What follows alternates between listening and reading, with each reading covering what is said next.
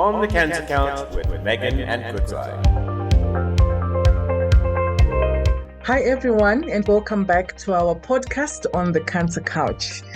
We're very excited to have our guest today, and our guest joining us today will be Sister Mpho Nkosi. She's one of our registered nurses here at CANSA, and she'll be chatting about women's cancers. So today we're going to be chatting about women's cancers and all the information that women need to know about cancer, about navigating the cancer diagnosis. Thank you so much, Mpho, and welcome to our podcast.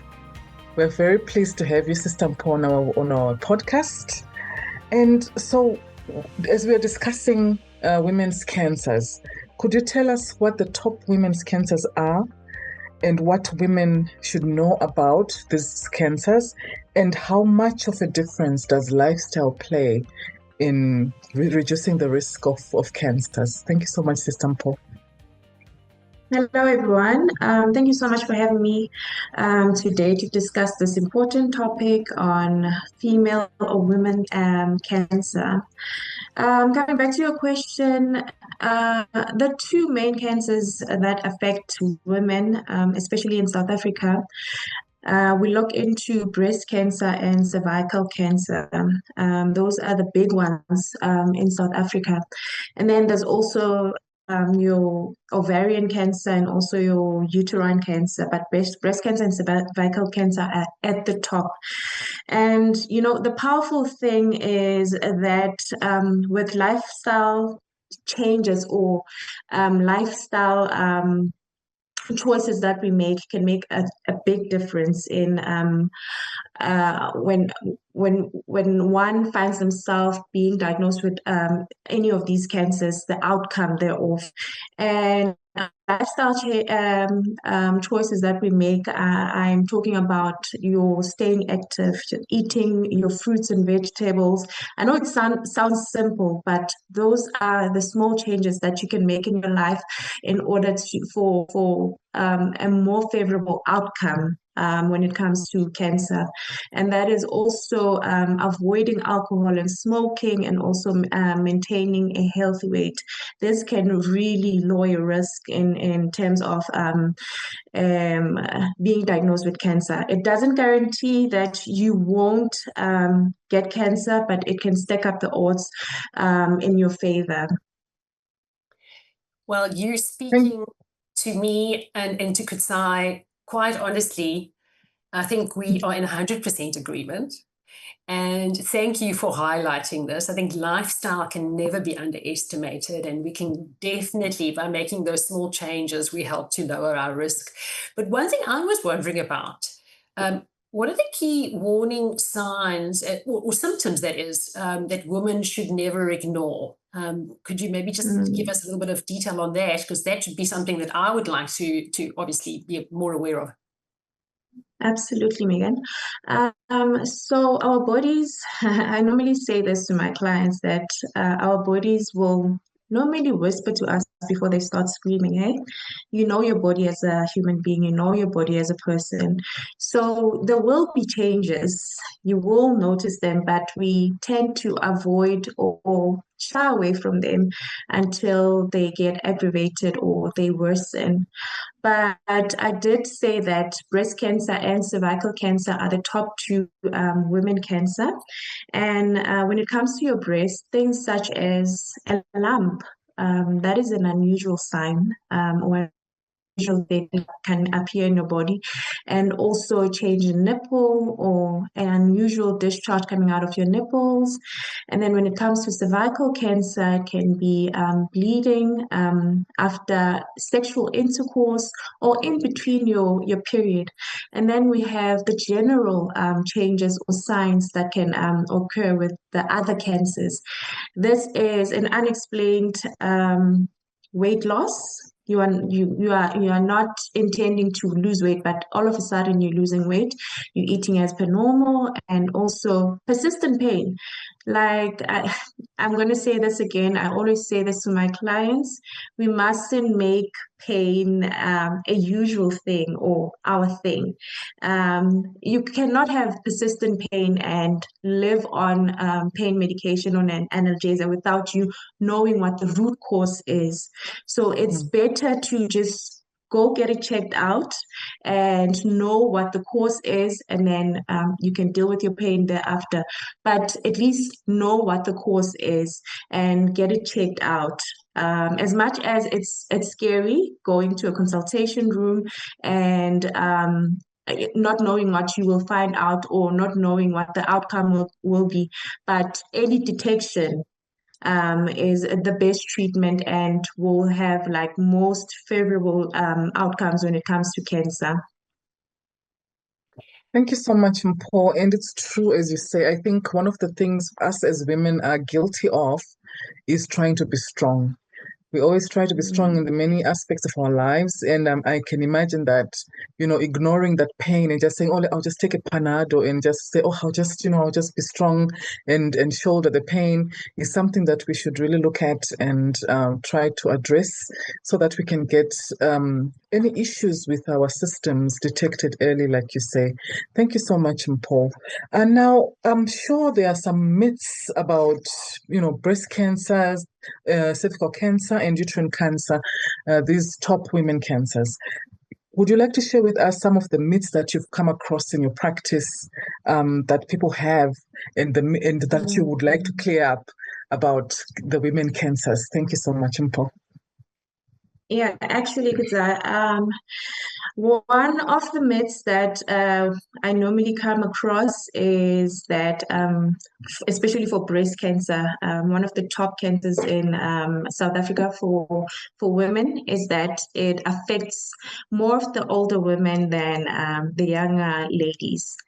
And I don't know how much I can preach this to people, that the picture of cancer, as much as we can't admit it, or we are not aware, some of us are not aware, is sort of changing. Hey, it's no longer the same as in 15 years ago or 20 years ago. We see more and more younger females being diagnosed with breast cancer, for example. And then another thing is that with cervical cancer, people tend to say that only people who tend to have or get diagnosed cervical cancer is people who have multiple sexual partners. That is a total myth, unfortunately. Cervical cancer is caused by a virus, a very common virus, that is HPV virus. Anyone can have the virus without them being aware, even whether you have one sexual partner or you have multiple sexual partners. Of course, you need to do the precautions of practicing safe sex and all of that, but anyone can have or can be diagnosed with cervical cancer. So it's rather safe for you to get screened than listen to the hearsays or what this one said, or dismiss any changes that you may see in your body because you heard that breast cancer is only for older ladies or cervical cancer is only for a certain type of people. I think that's so important that you highlighted that. Don't you agree? Because I think you're quite right. And I think it's things that I've known they're myths, but we hear them. And, we are hearing that these types of, pieces of information travel and they're wrong. And I think we need to stand up and say to our, fellow sisters, this is not the right information, and this is actually how it works. So it's really helpful that we're being educated by you here. So thank you. And for me, I would like to know, what kind of support would you say is the most valuable for a woman who is going through a cancer journey?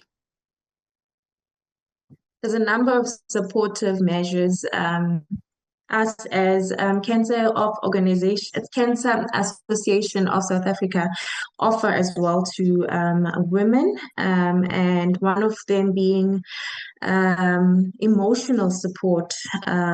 We have what we call telecounseling, whereby if one is undergoing the treatment of cancer, or one is a caregiver for someone who's undergoing the treatment of cancer, they can book an appointment with Cancer Association of South Africa, and it can be done telephonically.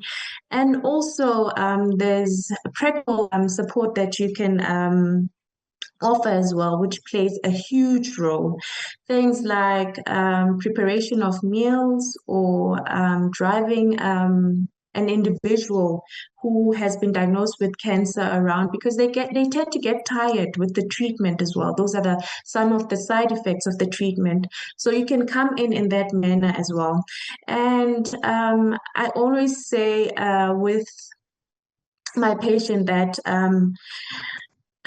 being isolated is not the best option when you are diagnosed with cancer and you are undergoing the treatment. So involve yourself in communities, or be in communities with other survivors and also other people affected by cancer. And at the end of the day, you can't beat this disease alone. You need to invest in community. And one last thing is that you really can't say a perfect thing to someone who's been diagnosed with cancer. There's no one thing that you can say that is perfect, because we are never really sure of what they are going. Well, we always say what we think they are going through, but we are never really sure of what's going on inside of them, the emotional roller coaster that they are going through. So the best thing is to just be there. You don't really have to say the perfect thing.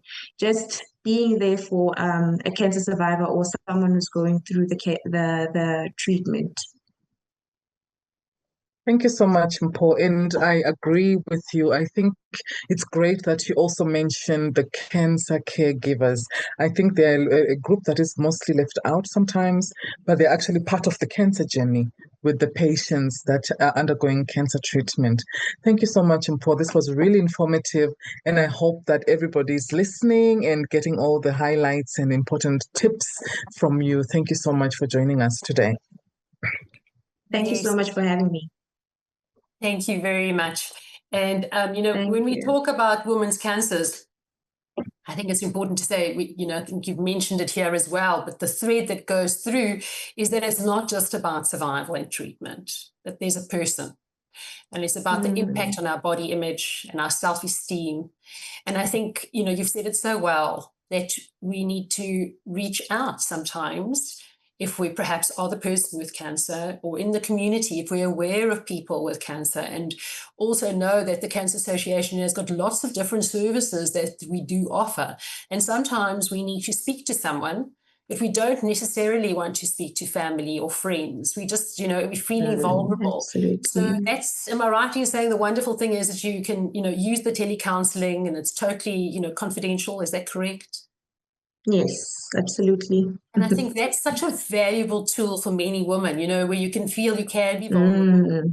And, and if you're obviously wanting to reach out to more people that are maybe going in the same journey, then there are support groups, which is also important to find out about and reach out. Totally. And join them. Yes. And what is nice is the fact that it's really, in different languages. And I think that's really when we are feeling emotional, when we're feeling, scared or unsure, or we've been told things and we don't know, we often don't want to still have to explain ourselves in a language that might not be our first language. So know that those are available, and that's what really I want to say. And then, of course, with Dr. Kalan, so good to now put in place as well this wonderful partnership with the Cancer Association, where, like you said, we are offering that you can go, you can make an appointment, they can do the assessment, that's all free of charge, and they'll say what is the best for you. So not only that, but something that I think all of us should do on a daily basis is check. Check, is there a lump? Anything strange, like you've mentioned, things like any changes in our nipples, any discharge, looking at, unexplained weight loss, looking at things like persistent pain. And I just want to say something there that I've picked up many times. Don't continue taking pain medication. It's not good for your body. It has other side effects that are dangerous. So if you've, like you said, pain is not a good thing. And I want to highlight that. And don't take medication unless you have got it prescribed or the doctor has said to you it is a medication you can take and how to actually take it in the dose. I have the great pleasure to introduce Dr. Kalan. Welcome. It's so nice to have you with us today. And I must tell you, when I went and I had a look at some of your teachings and your background, it's a very long list, but I think the place I'd like to start is as the medical director of the Alvi Armani clinics.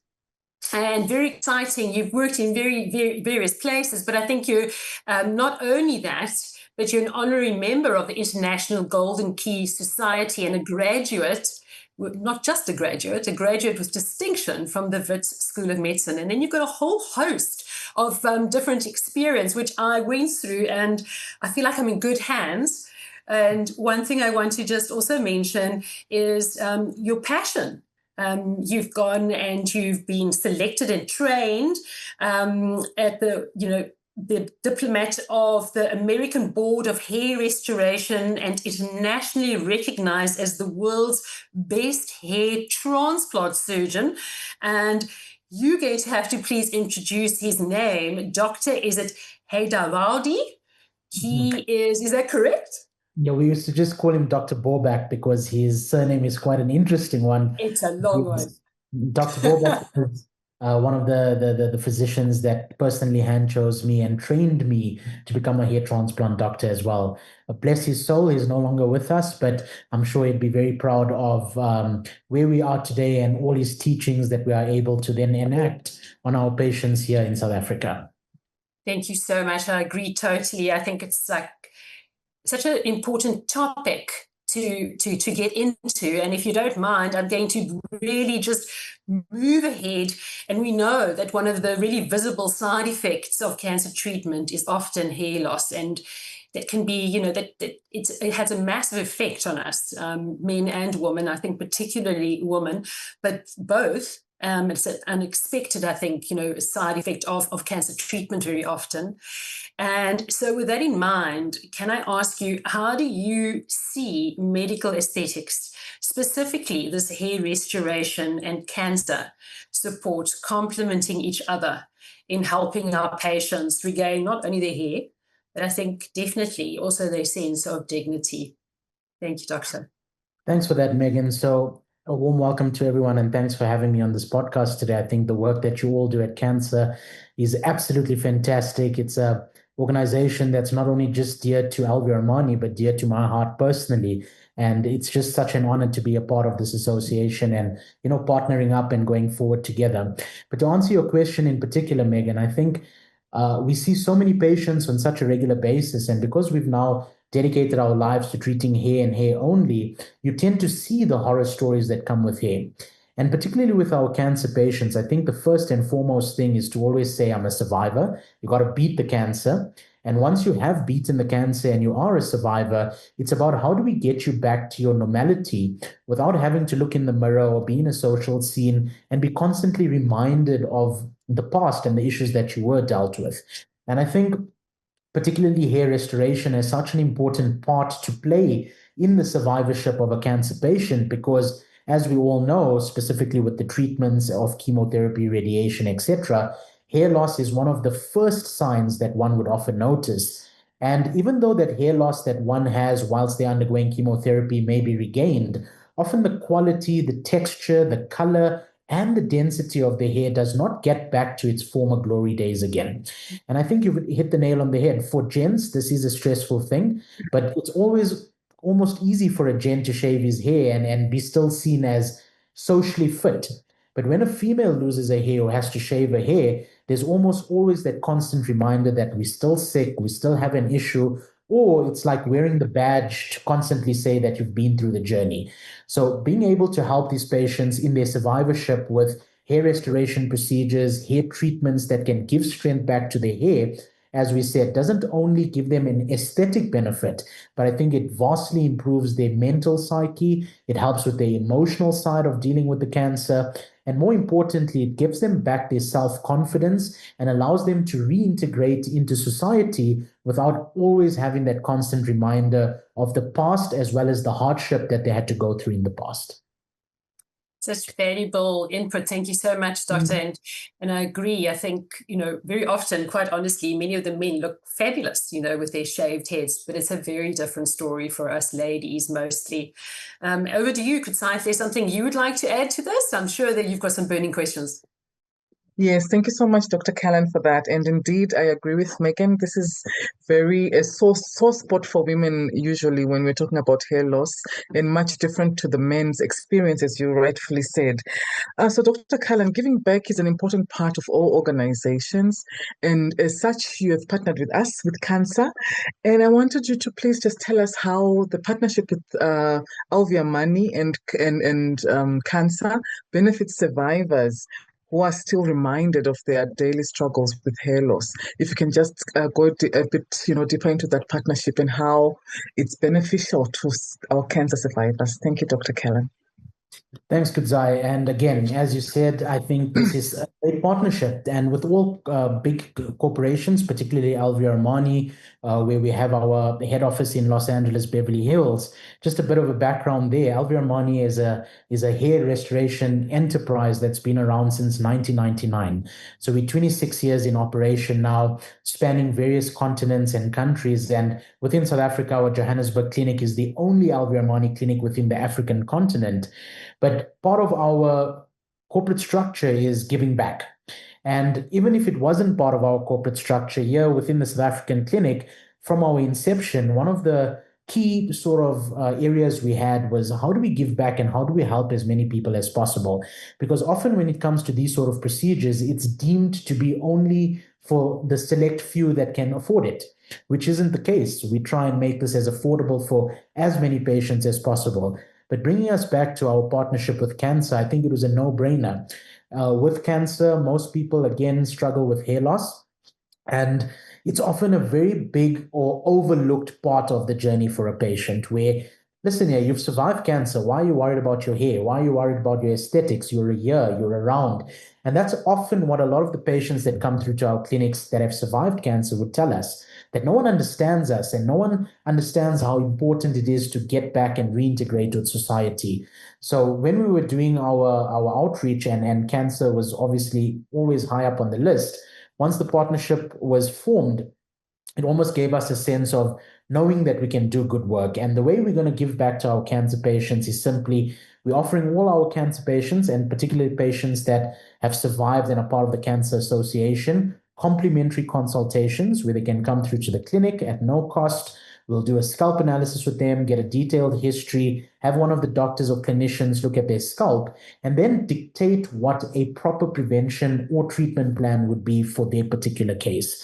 We've then partnered up with our head office, who's also helping us give back to these patients by reducing the costing of a lot of the procedures. So we can either look at hair transplants. If a patient has particularly balded away in any particular region, they would then need a hair transplant. And we definitely have cost reductions for patients that are affiliated with the Cancer Association. And if it's just about thickening of the hair, where we're going down our treatment routes, we've also got significant cost reductions within those procedures. So giving back is really important. And as I said earlier, this is a very personal initiative for me, particularly because being in the medical industry, we know how many people suffer from these conditions. And, being a part of the Cancer Association just allows us to reach so many people that would often feel like there's no hope, or they would often feel like there actually isn't any sort of treatment option that they would have. So being part of this organization now and being a partner of the Cancer Association of South Africa will definitely benefit a lot of cancer survivors by allowing us to help them reintegrate back into society. And I use a silly term, but get them their mojo back so that they can start living their best lives again. Well, thank you for that, Dr. Kalan. And I totally relate with what you're saying, getting your mojo back, because I can imagine and I can assume that you don't want to look like a cancer patient when you're out in society. And most cancer patients, especially the ladies, are, easily recognized by the shaved heads, because not many women choose, to shave their heads as a natural, as a day-to-day sort of hairstyle. So I think I love this partnership that we have with Alvi Armani, and I look forward to, seeing where it goes and hearing all the stories from the survivors. Thanks, Dr. Kalan. Thank you so much for joining us. Thank you so much for having me here today. So with that in mind, I just want to say thank you very much to both of you for joining us here today. Kudzai and I really learned a lot, and it is, I think, as women in particular, is, I think, very close to all our hearts, and we want to ensure that we're there and we are going to support you on your journey, either as a cancer survivor or as family and friends of a cancer survivor. So thank you so much to everyone today and for joining us here on the Cancer Couch.